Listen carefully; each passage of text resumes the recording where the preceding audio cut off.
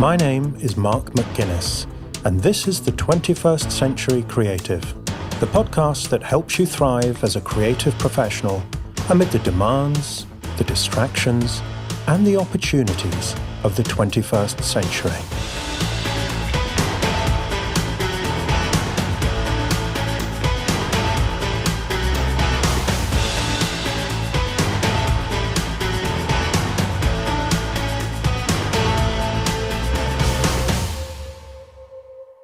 Welcome to episode 9 of season 5 of the 21st Century Creative.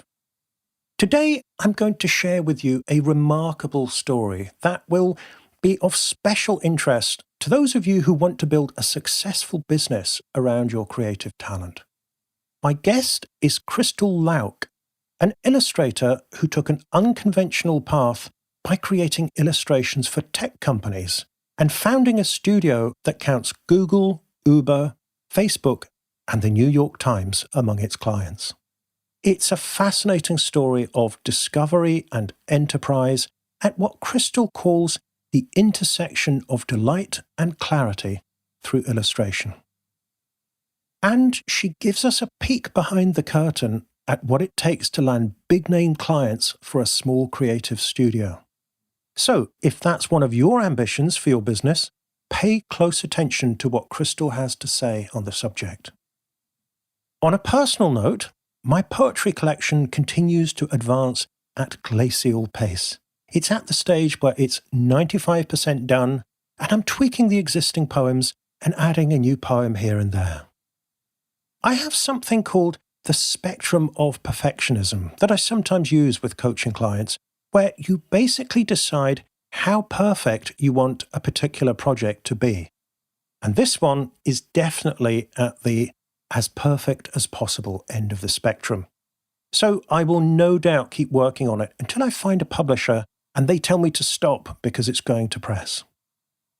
And I think it's really important to know where each of your projects are on this spectrum between good enough and perfect, because that's one of the things that dictates how much time and effort you should expend on it. So, before we get to the interview with Crystal, I want to share with you something I've found myself saying to coaching clients many times over the years that's helped to relieve a lot of frustration and anxiety on the journey to completing a big creative project.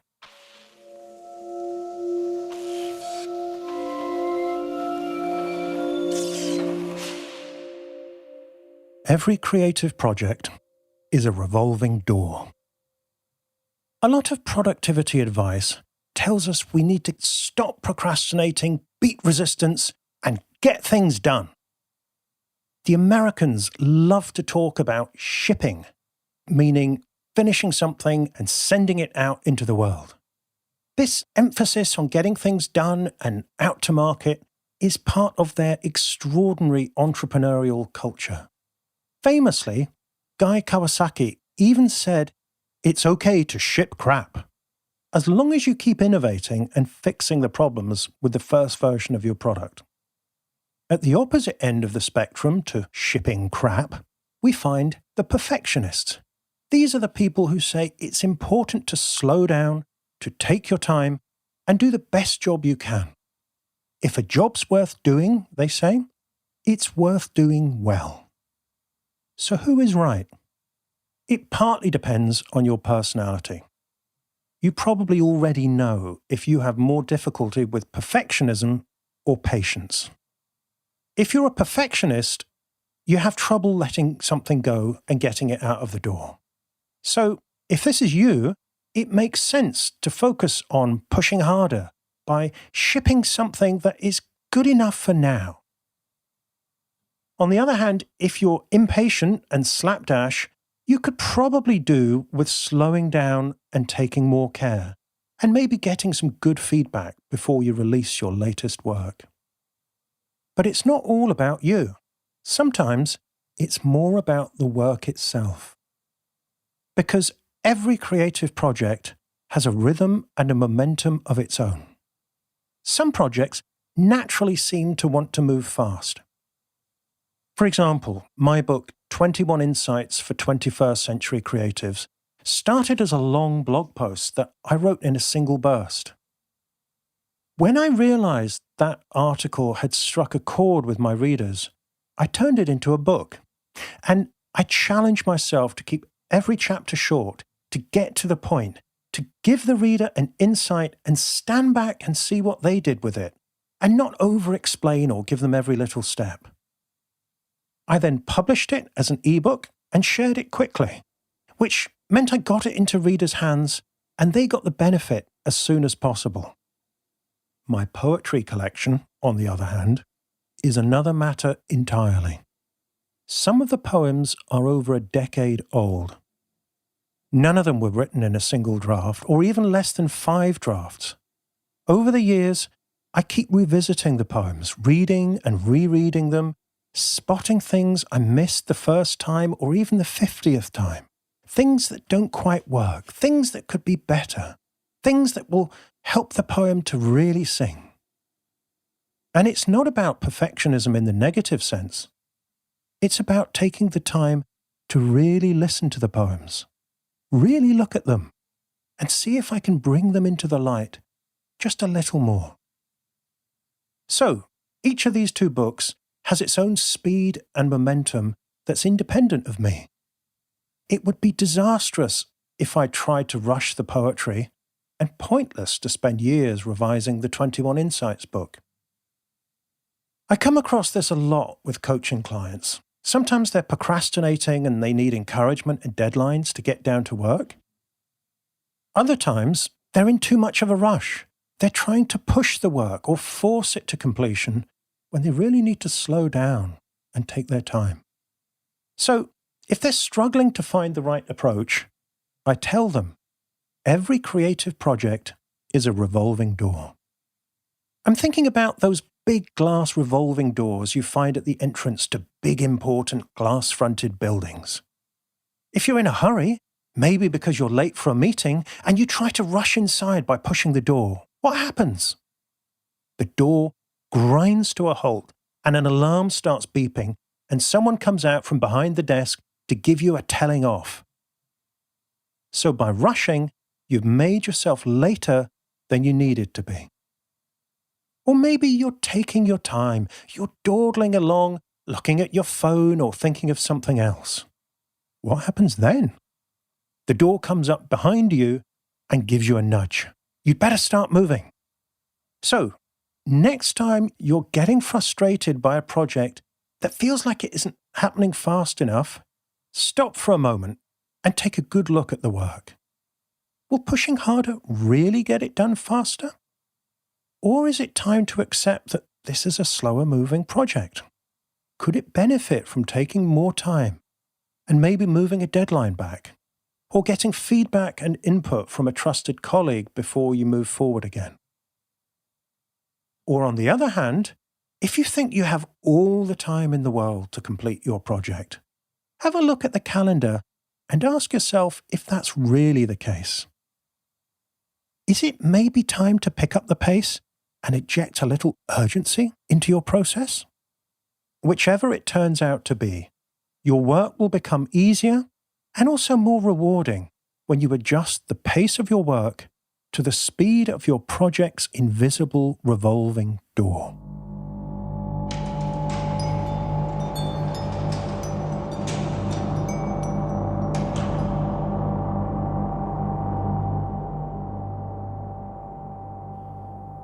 One of the themes I keep returning to in this podcast is the idea that the times we're living in are a two-edged sword. On the one hand, we're living in an age of unprecedented creative stimulation via the internet, social media, accelerating technology, and an always-on working culture. And on the other hand, we're living in an age of unprecedented distraction from focused creative work, from all the same sources. And the biggest concern for many creatives is a nagging sense that their most important work is being left undone. If you're excited by the opportunities of the creative age, but worried about the effect of all those digital distractions on your creativity, then I've written a book for you. Productivity for Creative People. It's a short, practical guide to getting creative work done in the 21st century, based on my own experience as a writer, creative entrepreneur, and father. All the ideas in the book have been road-tested in my coaching practice with creative professionals like you. So, if you want to create extraordinary work without necessarily disappearing to a cabin in the woods or even giving up your smartphone, check out Productivity for Creative People at 21stcenturycreative.fm/productivity. That's 21stcenturycreative.fm/productivity.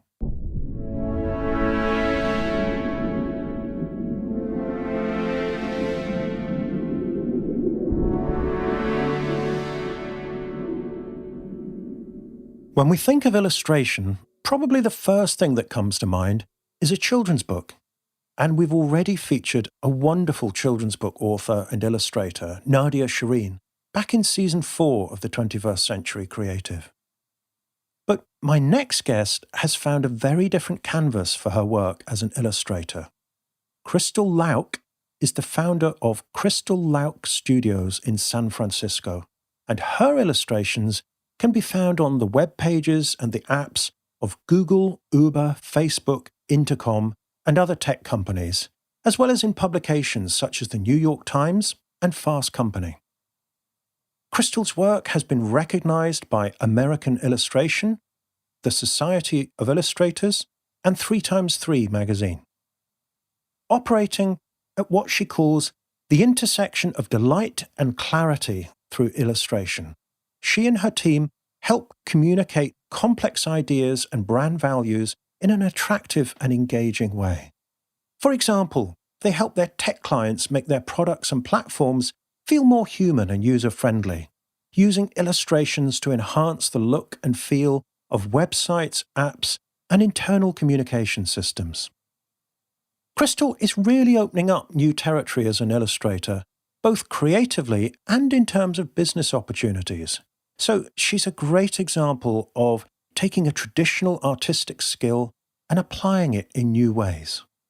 So I invited her onto the show to tell us about her journey as an illustrator and creative entrepreneur, from developing her artistic style through happening upon her first clients in the tech space, and eventually founding her own studio to fulfill her ambitions and serve her clients on a bigger scale. The result is a fascinating conversation about her journey of discovery, where she explains what illustration can do that other media can't when it comes to humanizing technology. She also gives us a peek behind the curtain when it comes to landing big-name clients. So, if that's something you would like to do, listen out for Crystal's advice, and I warn you, it takes a bit of courage. Whatever your own creative discipline, I'm sure you'll find plenty of food for thought in this conversation with Crystal Lauk about carving out an original path as a 21st century illustrator.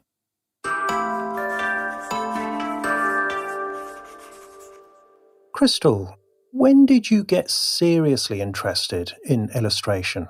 Well, my gosh, I think from the very beginning, when I was a kid, I was always really fascinated with children's books. I was drawing all the time. And so I think I just knew from kind of the beginning that this is what I wanted to do. Obviously, there were a lot of twists and turns. At one point, I wanted to do anthropology. At one point, I wanted to be a writer.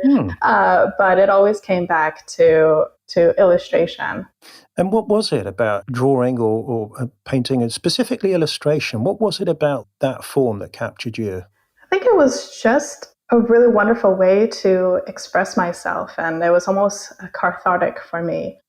I think, growing up very different from my family, and growing up in a town that I didn't feel quite welcome in, I guess. It was just a way for me to really express myself and really kind of delve down into my emotions and my feelings and my journey, really. Okay, and you mentioned children's books, which I think is where most of us first encounter Hmm. illustrations and where we get captured. I mean, there's a lot of images really from that age to me are really indelible. But these days, there's a lot of illustration being used by tech companies, which is where you've done a lot of your work. Why is it big online at the moment? I really think that it's big online because this is a way to bring humanity, to bring that expression onto the interface. I like to say, a while back, especially when I got started as a UI UX designer, you know, um, everyone was still kind of trying to figure things out, and now that we got the technical aspects of apps and websites down, now there's a lot of creative freedom, and it's a really great way for companies to really express their brands. And they're finding illustration to be this amazing tool to really be their voice, to express their mission and vision, and really capture their users' interest. And I find this really intriguing because, on the one hand, illustration, particularly if we think about children's books, it's quite touchy feely, it's quite charming, it's got Mhm. a sense of innocence and wonder that we associate with it. Yeah, And yet, the other hand, there's an awful lot of business value for companies to get this right and to have their yeah. interface to be more engaging than the next companies. Yeah, absolutely. And it's really interesting how, even a lot of the first tech company illustrations, if you look back at the early Google and even a bit now, is that it does mimic a little bit of that kind of children's book vibe too. There's an innocence to it, right? And I think that's because that's what companies are choosing to be. They want to be this kind of utopian, positive, positive light, I guess, to the world, which I think is quite amazing. They're out to kind of do, do good, I think, and disrupt and make the world better. At least, I think there's a lot of, complicated sides to that, but Mhm. I think illustration kind of puts that face out there. Yeah, I mean, it is a complicated situation at the moment. Certainly, I think over here on this side of the Atlantic, as much as on yours. Mm. But it not exactly sidestep that. But maybe if we focus on the potential here, and the opportunity to channel a lot of the idealism, which I'm certainly sure does go into the tech space. What do you think is the opportunity here for to create something great, and also specifically, what can illustrators bring to the table? I think illustration. I mean, illustrators can really bring delight and really kind of communicate a lot of complex concepts. For example, a lot of when you think of specifically product illustration, there's a lot of user flows where it needs to be engaging to the user, but at the same time kind of communicate what they need to do to get on with a certain task, a certain thing that they're trying to achieve on the app. And so you might come up with these kind of complicated and tangible um, concepts. Um, for example, for an onboarding process, what does that look like? Or a certain kind of product feature. And so, that's where illustration comes in hand, because it really is just this limitless tool where you could really take things, in a very metaphorical way, just run with it and create this whole kind of different world out of that. Yeah, you have this lovely phrase on your website, the intersection of delight and clarity for Yes. illustration. Yeah, and that's pretty much, I think, boils it down. I think the biggest thing, especially for illustration and tech, is that it needs to communicate. And I think, especially for editorial illustration, which I think, that kind of runs along a lot of the same veins. That's the biggest thing, and that's our job is to communicate. It's not just a pretty picture. um, it needs to engage and be clear. And coming back to your personal story, how did you get started as an illustrator? Yeah, so I grew up in Arizona, and I was going to the State University for painting and English literature. And I think a couple of years in, I was like, what am I doing? This is not really going to get me anywhere. Little did you know. Yeah, and so I knew that I needed to kind of like go to a big city, do the private art school thing. Of course, my parents were really not down for that, and so I had to somehow find a way. and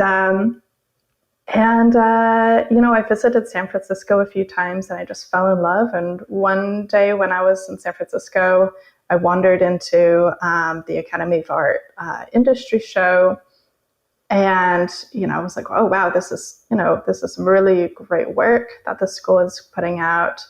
And I saw that it was a much cheaper option than than some of the schools I was really, really into, such as like Art Center. And so I found that, okay, maybe this is a way. So, it took a lot of sacrifice, and, it took me a long time to get through school just because of financial hardship. And, but I got there. And, on my last year of school, I was still trying to figure out, okay, what avenue of illustration in the industry, do I want to pursue? Down the road, I've been interested in children's books and animation and editorial illustration, but I couldn't really put my finger on what is it that I really wanted to do, and my style was suffering because of that. Mm-hmm. And then I met this guy who is now my husband, and he was in tech, and he had a startup. And I was like, this is the strangest world. And I was so intimidated by it. Yeah, but we started dating, and it was kind of fascinating hearing more about his world. And a friend of his got me an internship at a digital agency. And at the time I was a total analog artist. I did not know a thing about Adobe Suite. And so I had to learn digital art and UI, UX design really quickly. And it kind of took off from there. At the agency, I got to learn more about how it is, working with clients and about the tech world. And and I think like that was kind of my first experience of, where it all started. And it's a truism about creativity, isn't it? That very often the most interesting things happen where two different worlds come together. And this is certainly an example of that. You were a complete analog artist with your artistic background, and then you're in this tech space, which is very different. What was it like making that transition? Yeah. So, at the time I was doing mostly painting or pen and ink, and I was doing these really kind of surreal, psychedelic, kind of gothic art. It's very different from what I do now. And I knew that wasn't commercially viable. But something that really inspired me was learning more about graphic design. And it's not something that I never really delved in before. And I was really intrigued by it. I loved the commercial, kind of almost democratic aspect of graphic design. And I felt that illustration really kind of fit into that too. It's something that invites anybody to understand it, whereas fine art sometimes always doesn't do that. And so I think that was kind of like the overall vision that I kind of fell in love with, in terms of how to apply my illustration. And so, I think I set to work finding a lot of digital illustrators that I was inspired by.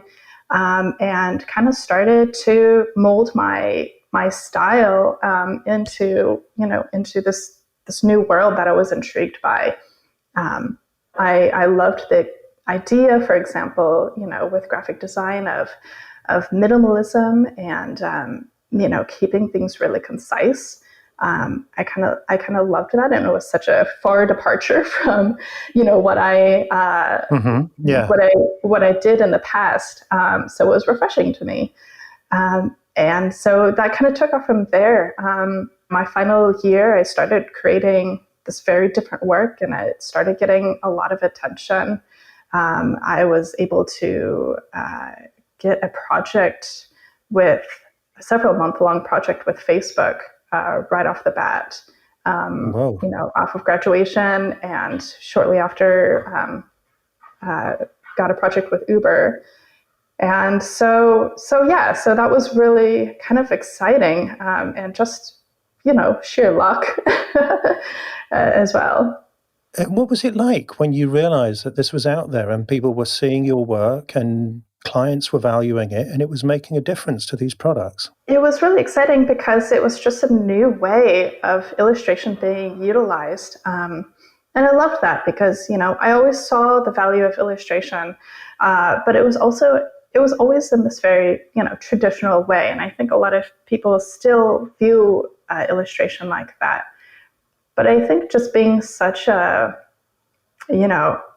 proponent of illustration and seeing it as this, vast, limitless communication tool, it was really exciting to kind of like jump on the bandwagon and see how these tech companies are using illustration. For example, one of my first projects with Uber was to create storyboards to inspire and inform the product design team. So you're literally just making comic book style illustrations for how users would use a product and what they might look like, and and so that was a really great use case. So what you're talking about there, this isn't public customer facing work. Mm-hmm. This is actually to help the design team in their process. Yeah. So it's really interesting. I've had my fair share of kind of, really cool internal projects as well as consumer-facing projects. So it's really illustration as a tool for kind of prompting and facilitating other people's creativity. Yeah. I've never thought about it that way, but that's totally true. Because, I've not worked on these projects, but I'm guessing there's a lot of complex information that needs to be made simple and needs to be made, well, ideally delightful, but at the very least usable and comprehensible to users. So I can imagine that being quite a really useful tool to have in terms of the briefing or the tools the materials that you have to work with as a designer. Yeah, absolutely. And just not too long ago, I also created a series of posters for a company's values. So that's kind of was another internal project where it was intended to inspire and motivate employees. I never thought illustration would be a cool use case for that, but yeah, it was, and so it's fascinating just seeing all these different avenues that illustration can fit into.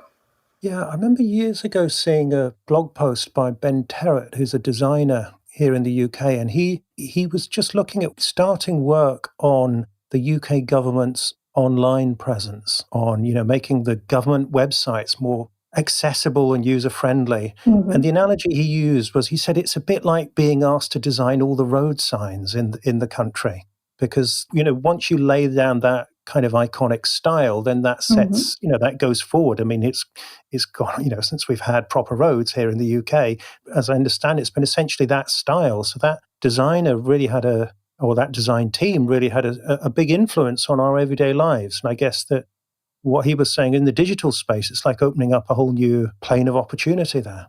Yeah, and I love what you said about creating this world, because that really is what it is, especially when you're delving into brand illustration for a company. So that's a big project that I recently did for a company out here called Thumbtack.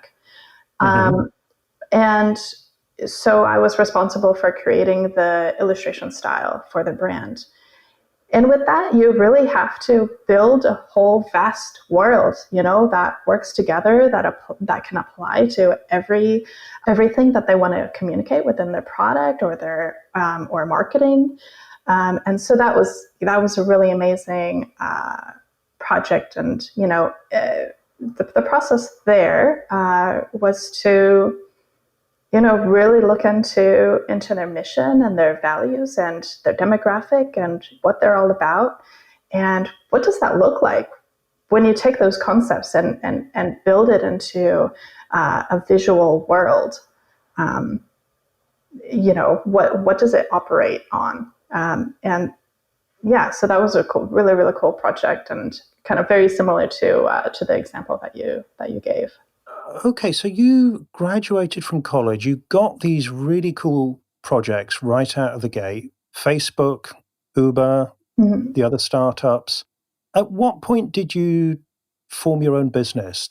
Were you a freelancer for a while? I mean, I know now you've got a small agency. How did that side of things evolve? Yeah, so straight out of school, so I was at that digital agency doing UI and UX design for about a couple of years, and shortly after school ended, I decided to make it out on my own, especially having Facebook and Uber under my belt. And so I did it for about a year. I was mostly doing some like graphic design work and to kind of make ends meet. And then I got an email from a team at Google, and they were interested in bringing me on as an illustrator for Google Play. And that was really exciting. And I loved Google from the start, especially, I find them to be, they were like kind of the forerunners in bringing on illustration, especially the Google Doodles, of course, and bringing it as a product. Yeah. And so I was really excited by that. And so I started, I did that for almost 2 years. I was an illustrator doing a lot of illustrations for their merchandising campaigns on the Google Play Store. That was so exciting because, you got to do these illustrations for lots of different countries all around the world. And so, I learned how you needed to be culturally sensitive in your illustrations, and, different sensibilities. That was really awesome. But I was really kind of wanted to kind of get out of the big kind of bureaucracy of a big company. I was kind of a full-time contract worker there, which wasn't the greatest setup for me. And so I ventured out on my own, and it was scary at first. And I had like I had one client, coming out of the door. But within like 2 or 3 months of just banging on lots of people's doors and signaling that, hey, I'm open for business, everybody. Work started flowing in, and a few months in, it started to be so good that for a long time I kind of had this idea that I wanted to someday start an agency. And I had a really good friend who I would talk to this about. We always talk shop. And he was like, well, if you ever need a guinea pig, I'm your guy. And and so I decided to, bring him on to my first project, and then another, and then another. And then I found a couple more illustrators and brought them on to projects, and learned how to art direct. And yeah, it's been a really cool journey. And what would you say has been the most challenging aspect of running the business? I think the most challenging aspect is, sometimes you do have the droughts, right? It's an absolute roller coaster of a ride. You will be absolutely swamped with projects and, working all the weekends and working 15-hour days. and then there's nothing. And Yeah. during the times where there's nothing, you start panicking and thinking, oh my gosh, this is it. I'm done. Yeah. But you just have to realize that there is always ebbs and flows. And I think the biggest lesson that I've learned is to just calm yourself down. Things will happen. Trust the universe. Just continue putting yourself out there, and things will happen.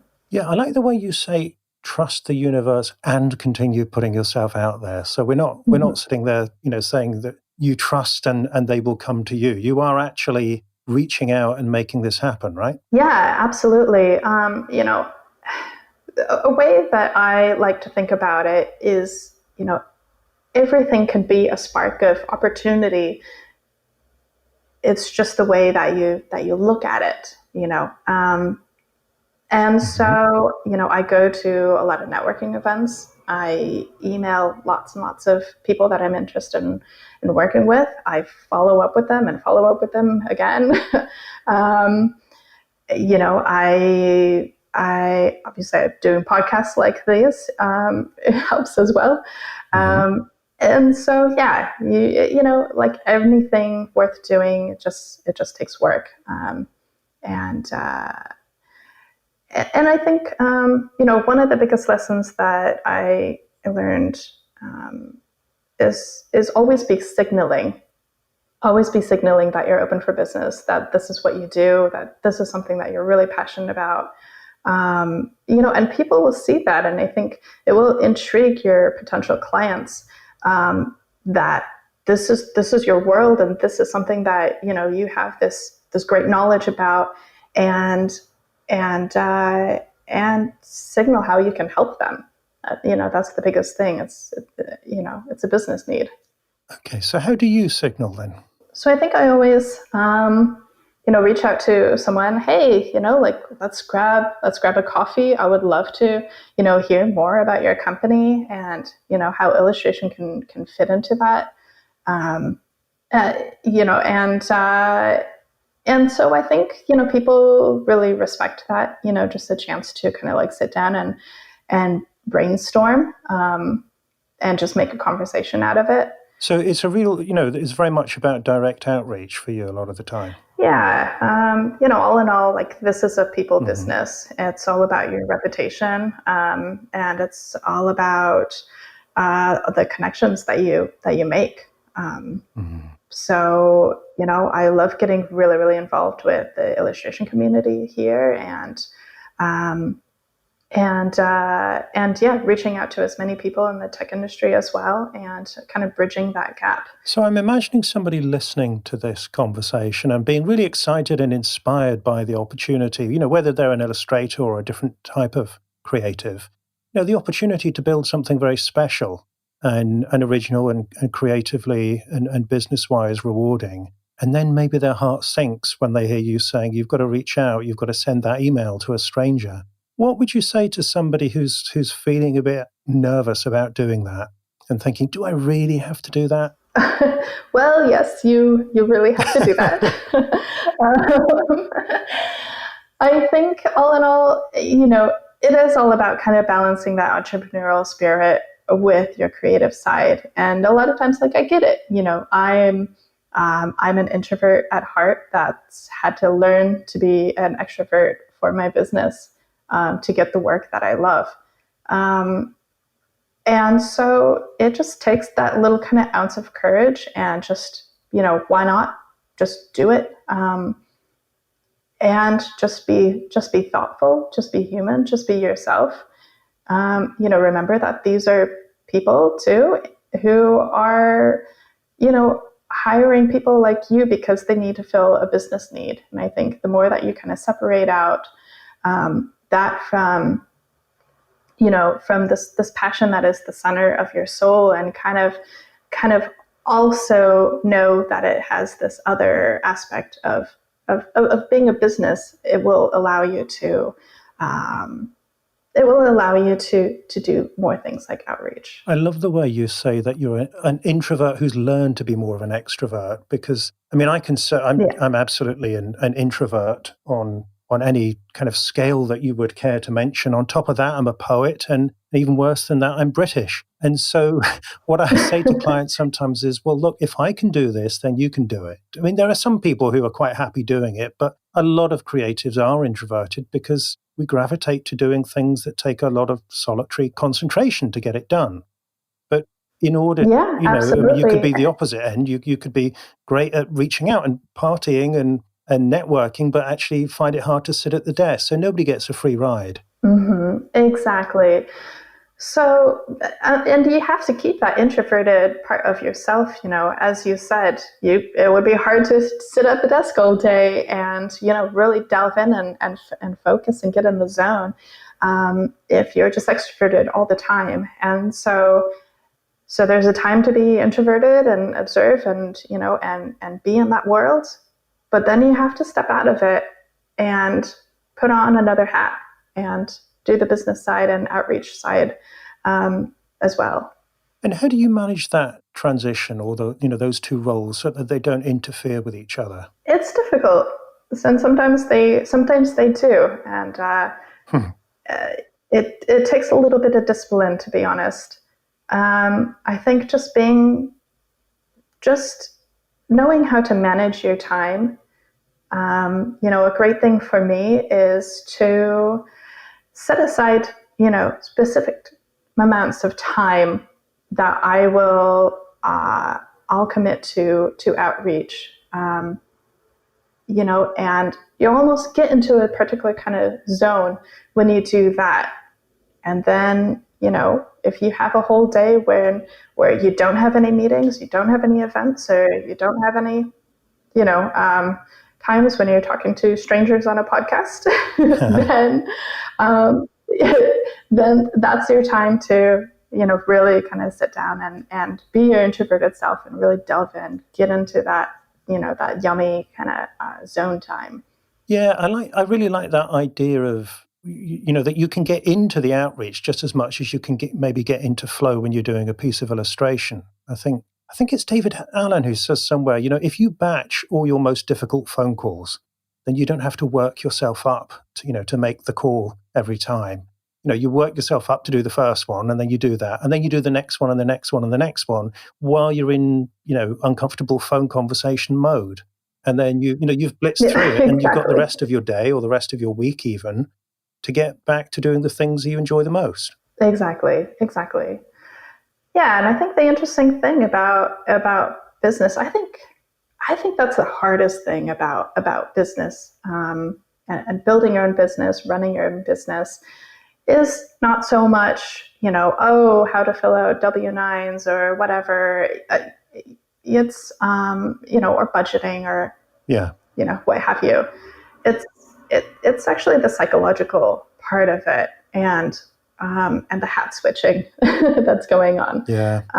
It just takes work. It just takes discipline. Yeah, a bit like the artistic side of things, huh? Because if it was not emotionally demanding to sit there and produce brilliant illustrations and learn the skill, or to write a book or whatever it would be, a lot more people would be doing it. Yeah. And it's the same on the business side, that very often the emotional, what Seth Godin calls the emotional labor, is the hardest bit. Yeah, exactly. Oh, I love Seth Godin. Yeah, he really kind of inspired me into this world as well. And he can turn a phrase too. So, okay, yes. So we've talked about some of the, the really hard things, the roller coaster of, feast and famine, to mash up the metaphors a bit, the fear of reaching out, overcoming introversion, and so on. Now, tell us a bit about what makes it really worthwhile when you're your own boss and you've got your own company and you're doing the work you love to do. I think the whole, to kind of expand on the metaphors, just the whole rock gathering moss bit is so fulfilling and so gratifying. When you're starting out so small, like I said a couple of years ago, starting off with, one client, and then building that up and building it up more, and then having these clients that come to you over and over and over again. That's the most gratifying thing, that I did a good job and they trust me and they respect me. And that's just the best, and it's just something that you have control over. What you put into it is what you get. And so that's something that I love. And you never know what's going to come into your inbox. It's always an amazing surprise. I obviously loved the security of a full-time job, but there's something just so exciting about like not quite knowing, what the upcoming months are going to hold for you. What clients are going to come through your door, what exciting projects you're going to get. There's so much variety and so much to learn too. With every company that I take on, that's vastly different. You're learning about what they do and what they're trying to do for the world, and what they need. And sometimes it requires a different style, a different way of thinking. And so that's the most exciting part is just the variety and growth. I guess this is if you like, the opportunity dividend that you get paid if you reach out and you put yourself out there. At some point, word gets around, people notice what you're doing, and then they start coming to you. And as you say, you wake up and there's a nice email in your inbox with an opportunity you would never have thought of. I think the most gratifying thing is when, an email starts with, "Oh, so-and-so referred me to you." Yeah. Like, yes, that's the best. Okay, so staying with the tech world for a moment, because, this is something we were talking about earlier on before we started the call, is I think there's a lot of good effort going in to encourage women to get more involved in tech, particularly on the coding side, the technical side of things. What's it like as far as illustrators are concerned? How's the gender balance there? Well, I think from my point of view, when I think about the community of illustrators that I have here, I think that it feels equal parts men and women. I think a lot of the sensibilities might be a little bit more male oriented, but all in all, I think it feels okay for me. I see a lot of amazing effort, and I see a lot of women empowered art being done by women as well. That's really inspiring, really cool. I'm part of a co-working space here called The Wing. They have locations all over the world, really. And so,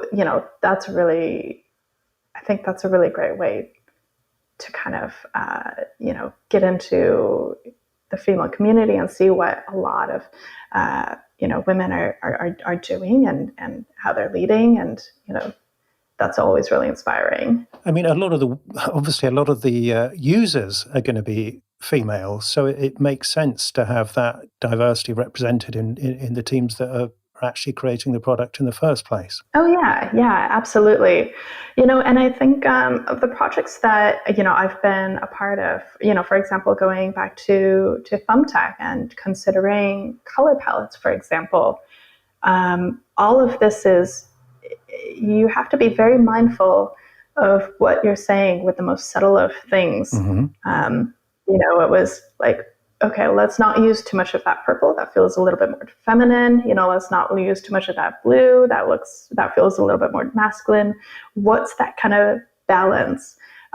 So you can kind of appeal to, as many people, as many different demographics as you can. So, all of that needs to be put into consideration. The diversity of your characters, for example, is so huge. Making sure that you represent everyone. Because, again, a lot of these platforms are going to be rolled out worldwide. So you've got a lot of different cultures that you've got a touch point with. Oh, yeah, absolutely. But that's what's so fascinating about illustration is that you could fit in all those people in different inventive and creative ways. Okay, so coming back to our imaginary, well, hopefully not imaginary listener, there are quite a few people listening to this who are maybe thinking, that sounds like a really exciting path that Crystal has carved out. I would love to follow that. And of course, there's going to be all the doubts and yes, buts in their mind. If somebody's in that position, and they could be an illustrator, they could be a different kind of creative. When you look back, what is there that you would like to share with somebody that maybe you wish you'd known when you set out? I think one of the biggest things is, I think going back to the outreach thing, I think the biggest kind of something that I would say to myself all the time that helped. And I mean, this is a little like nerdy because it's just a Nike saying, but just do it, just whatever you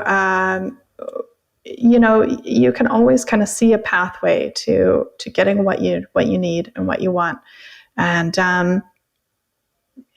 just do it. Just take the first step. I think another thing is, this can be a very isolating career. Yeah.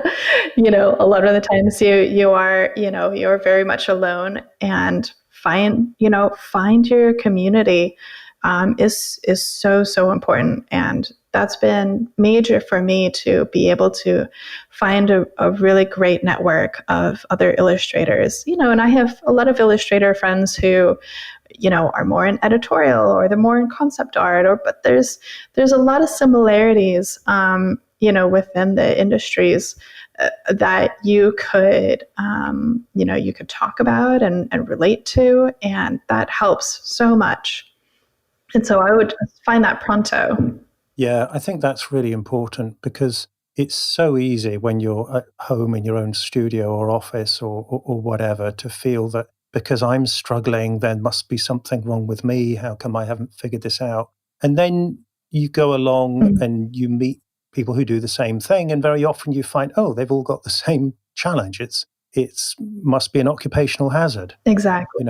If I'm in a room full of poets, I can have conversations with them and find commonalities with them I wouldn't find anywhere else. Or same with coaches or podcasters or whatever. Exactly. I think another thing is to just be authentic. I know that's that's kind of like what everybody is saying now, but there is a lot of truth to that. I think when I was first starting out, and being paralyzed by, writing these emails or or approaching someone, I would just be so scared, like, oh, what's the perfect thing to say? And sometimes it's just like, just recognizing that people are humans. And I think that's what I'm learning, with social media too, is that transparency will actually take you a long way. Not the kind of transparency where you're kind of, making someone carry a burden. That's not what I mean. But being more just yourself, and not being afraid to, to be quirky or share your ideas, or, be you. Yeah, because, circling back to what we were saying earlier on about different worlds coming together, I get a real sense that your quirkiness, your difference from your clients' worlds is actually really key to the value that you deliver for them, that you are outside of their tech mindset, and you can look at things maybe from more the user end. Yeah, especially I'm in you're in the business of creating an emotion and expression, and so you have to show that side of yourself, and that's actually the most intriguing part, even though it's kind of the most challenging and vulnerable place, right? Yeah, because if you don't feel it, they won't feel it. Exactly. Okay, so talking of next steps and reaching out, I think this would be a good time, Crystal, for you to share your creative challenge with the listener. So if this is the first time you've heard this show, this is the point of the interview where I ask my guests to set you, the listener, a creative challenge. So this is something that you can do or get started on within 7 days of listening to this conversation, and that will stretch you creatively, professionally, and very likely personally as well. So Crystal, what's your challenge? So my challenge is, you have that client in your mind that you would really, really love to work for. For example, mine was the New York Times. I heralded the New York Times so much. I really, really wanted to do a project with them. And so, for my example, I booked a trip to New York and I emailed as many art directors as possible at the New York Times and some other publications, and just wrote, "Hey, I would love to work with you guys. Here's my portfolio. I'm actually, we'll be in New York this week. Let me know if we can set up a time to meet, for coffee." And you reached out to enough people, and I got a response, and got to meet with an art director at the New York Times, and a couple months later, got a project from them. So I inspire you to kind of do the same. Maybe not take a trip to New York, but just email that client that you've been wanting to, that you've been paralyzed about. Just be you. Just write a thoughtful email. Show your portfolio and why you want to work with them. And if you don't hear back from them, in a couple of weeks, follow up, because that's kind of the secret sauce as well, is following up. And yeah, that's it. I hope it works out, and good luck. I love this, Crystal, because from the outside, someone could see you in the New York Times and think, "Oh, it must be nice for her. I wish I could be in the New York Times." But this is the bit that we don't see, isn't it? This is the nerve-wracking bit, or the boring bit. We've already emailed maybe half a dozen art directors, not had any responses, and you think, well, maybe I won't send any more. But actually, if you persist and if you follow up, like you say, that's when you only need one person to say yes and have coffee and come up with a commission, and something magical's happened. And that is the key word, actually, is persistence. That is, I think, 60% of this job is being persistent and, reaching out to that potential client, following up a couple of weeks later, couple months later, follow up with new work. And then a couple months later after that, follow up with more work, and just keep emailing until you get a response. Wow. I can feel the fear down the pipes from iTunes, people listening to this and thinking. Yeah, well, and I was there too with that fear. So yeah, well, that's great, but you're doing it anyway, right? Yeah. And also, could you maybe just say a little bit about how to make an email that's going to connect with them, rather than, because everyone's fear, I know, is going to be, well, I don't want to be annoying, I don't want to be spammy. How do you craft an email that is more likely to get their attention and get a response? Yeah, so first of all, it needs to be concise. Nobody's going to read 2 paragraphs of what you want to say. So you need to be concise. You also need to be very personal, because the reality is that a lot of these people get spam emails from different agents, what have you. So a way that I like to do it is, "Hey, I really loved that illustration that you commissioned, for this one article," or something like that. Do a little bit of research before, so you know what to write. Obviously, tell them what you're about, and in like a nice, concise sentence. For me, it's I specialize in brand marketing and product illustration. And obviously a link to your portfolio, a couple of images that show, that relate to what they do, always helps. And and that's it. And just be personable. Brilliant.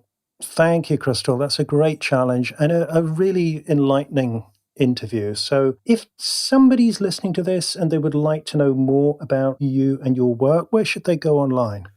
Just to my website, crystallauch.com, or you could really find me on Twitter or Instagram, just with the same handle, just my name, Crystal Lauch. And that's Crystal with a K, and Lauk is Lauch. And obviously, as usual, we will put all the notes in the in the show notes for this episode. So, Crystal, thank you so much. I've really enjoyed this, and I know my listeners will enjoy it too. Well, thank you so much for the honor.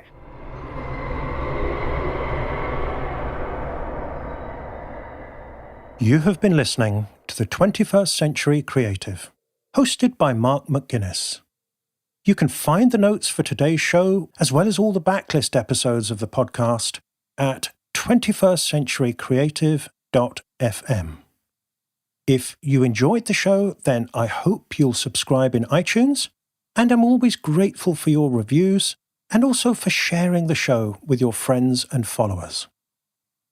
If you'd like my help applying the ideas in the show to your own situation, you're welcome to join us in the 21st Century Creative Patreon group at patreon.com/the21st-century-creative. And if you are an experienced creative and you're curious about getting my help as a private coaching client, then the first step is to go to 21stcenturycreative.fm/coaching questions and answer the questions on that page. And I'll be in touch with you as soon as I've reviewed your answers. Thank you for listening. I hope you'll join me again soon.